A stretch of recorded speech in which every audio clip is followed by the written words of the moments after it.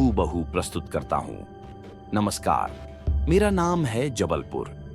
हम यहां आपके शहर त्रिपुरी की धरती में छुपे उन खौफनाक रहस्यों और अविश्वसनीय घटनाओं को खोद कर लाते हैं जो इतिहास के पन्नों में कहीं दफन होकर रह गई हैं। अगर आप मानते हैं कि भूत प्रेत की कहानियां सिर्फ किताबों तक सीमित हैं, तो आज रात आप अपनी सोच पर सवाल करेंगे। आज हम एक ऐसी घटना का जिक्र करेंगे जिसने 3 नौजवानों की जिंदगी हमेशा के लिए बदल दी।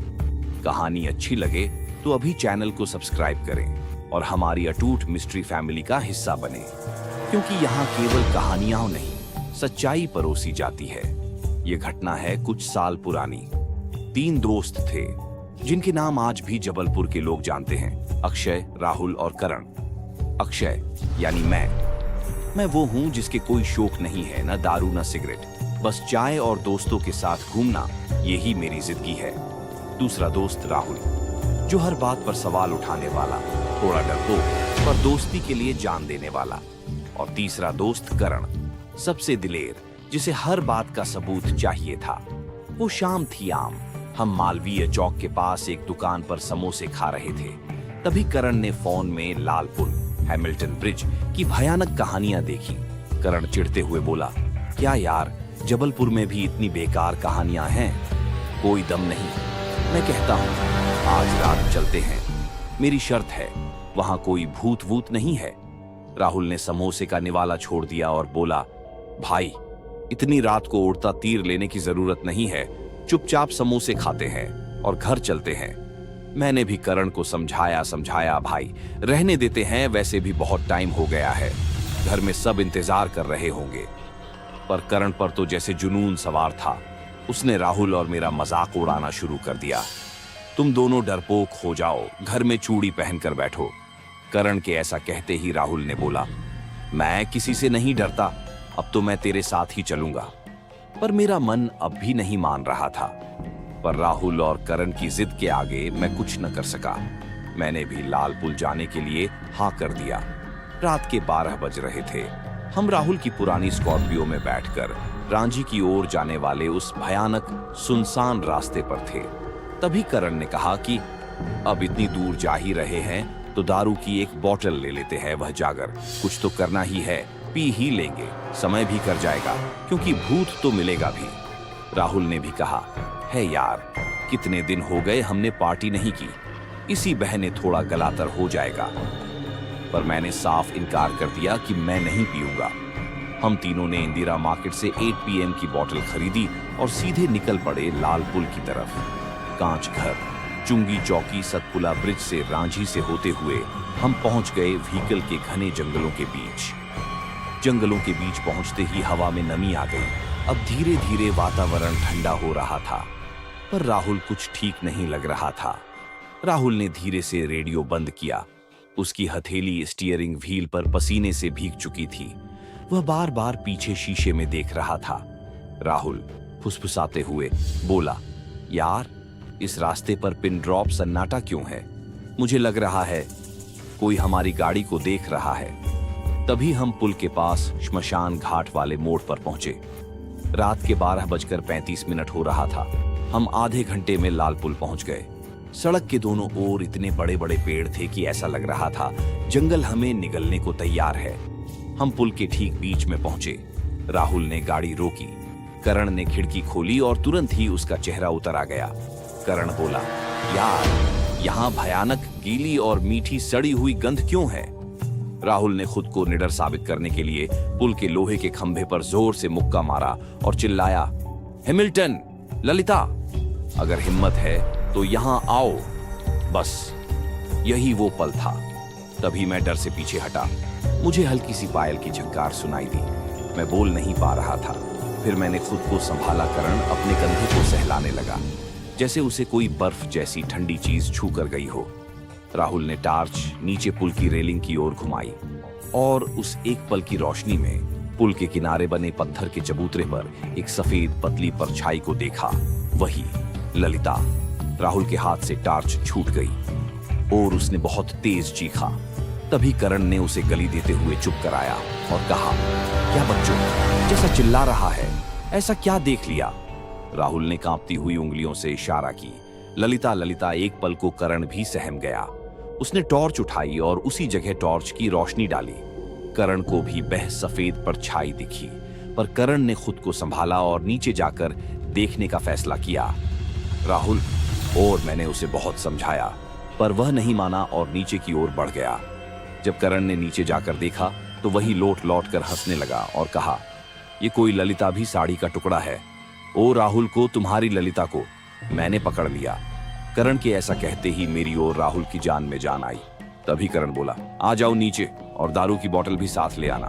तभी राहुल बोला, बहुत हो गया करण, अब चलते हैं, बहुत रात हो गई, घर वाले राह देख रहे होंगे। मैंने भी कहा, हाँ करण, राहुल ठीक कह रहा है, चलते हैं। तभी करण बोला, हाँ हाँ, 2-2 पैक लगा ले, फिर चलेंगे। मैं कौन सा यहाँ ललिता से शादी करने आया हूँ। करण की इस बात पर हम तीनों हंसने लगे। करण ने दारू की बोतल खोल ली। राहुल और करण दोनों जंगल में बैठकर पीने लगे। तभी करण की ऐसा लगा कि जैसे नदी के किनारे से किसी ने उसको आवाज दिया। करण ने कहा, राहुल, अक्षय, तुम्हें किसी की आवाज आई क्या? हमने कहा नहीं तो। मैंने पूछा, क्यों, क्या हुआ? करण ने कहा, कुछ नहीं, और पीने लगा। तभी एक बार फिर किसी औरत की आवाज आई, करण इधर आओ। करण दारू पीते पीते उठ गया और गाली बकते हुए कहने लगा, कौन है वहां? राहुल और मैंने पूछा, क्या हुआ भाई, किससे बात कर रहा है? करण ने कहा, कोई मुझे आवाज दे रहा है। हमने कहा, इतनी रात को जंगल में कौन आवाज देगा? करण बोला, नहीं भाई, कोई तो है, मैं अभी देख कर आता हूँ, तुम दोनों यही रुको। तभी राहुल बोला, नहीं, हम भी साथ में चलेंगे। हम तीनों नदी की ओर बढ़े। नदी से थोड़ी दूरी पर हम रुक गए। तभी राहुल को ऐसा लगा कि उसके पास से कोई गुजरा है। राहुल ने मेरा हाथ पकड़ा और कहा, भाई की तो है ये। पर हम पीछे ही मुड़े थे कि करण के चिल्लाने की आवाज आई, बचाओ बचाओ। हमने करण की तरफ देखा तो हमारे रोंगटे खड़े हो गए। एक कला साया करण को घसीटकर नदी की ओर ले जा रहा है। मैंने और राहुल ने बिना कोई परवाह किए अपने दोस्त की जान बचाने को दौड़ पड़े। हमने करण का हाथ पकड़ लिया और काफी मशक्कत के बाद करण को बचा लिया। पर यह सिलसिला अभी खत्म नहीं हुआ था। हमने करण को उठाया और फौरन गाड़ी की ओर दौड़ लगा दिया। दौड़ते दौड़ते राहुल का पैर एक पेड़ के तने जा फंसा और राहुल जमीन में गिर पड़ा। उसके कराहने की आवाज और वह खौफनाक मंजर मेरे दर्द को दुगुना कर रहा था। पर मैं अपने दोस्त को छोड़कर नहीं जा सकता था। मैं पीछे मुड़ा और राहुल का पैर उस पेड़ की टहनी से निकलने लगा। जब मैंने उस टहनी को खींचा तो वो जमीन से निकलकर मेरे हाथ में आ गई। टहनी को देखते ही मेरे शरीर से जैसे आत्मा निकल गई हो, क्योंकि वो टहनी नहीं बल्कि किसी डेड बॉडी का हाथ था। मेरे डर की कोई सीमा नहीं थी, पर मैंने खुद को संभाला और राहुल को उठाकर भागने लगा। भागते भागते मैंने देखा कि वह चारों तरफ शमशान था। हम अंधेरे में शराब लेकर शमशान पहुंच गए थे। हम तीनों की सांसें रुक गईं। हमें लगा, अगर हम एक और सेकंड यहाँ रुके तो हम हमेशा के लिए इस पुल का हिस्सा बन जाएंगे। करण ने स्कॉर्पियो को चीखते हुए वहां से भगाया। मैं और राहुल दौड़कर गाड़ी में बैठ गए और करण ने बिना देरी किए गाड़ी जबलपुर की ओर दौड़ा दी। अगले दिन से हम तीनों की हालत मरने की कगार पर आ गई। करण को लगातार तेज बुखार था। राहुल किसी भी पानी वाली जगह से दूर भाग रहा था और मेरे, अक्षय के शरीर का तापमान इतना गिर चुका था कि डॉक्टर भी जवाब दे चुके थे। हमें लग रहा था ठंडक हमें अंदर से खा रही है। तब जाकर एक रिश्तेदार ने हमें जबलपुर के वजना मठ के सिद्ध तांत्रिक के बारे में बताया। हमारे घर वालों ने बिना देरी किए हमें उन तांत्रिक के पास लेकर गए। बाबा ने हम तीनों को देखते ही सारी बातों को जान लिया और हमारे घर वालों को सारी बातें बताई और कहा, हमें अभी एक अनुष्ठान करना होगा। घर वालों ने इसकी इजाजत दे दी। तांत्रिक बाबा ने वजना मठ के शांत परिसर में अनुष्ठान शुरू किया। उन्होंने एक मिट्टी का कलश रखा। कुछ ही देर में करण के शरीर में उस आत्मा का प्रवेश हुआ। आत्मा महिला की दबी हुई आवाज में, मेरा नाम ललिता है।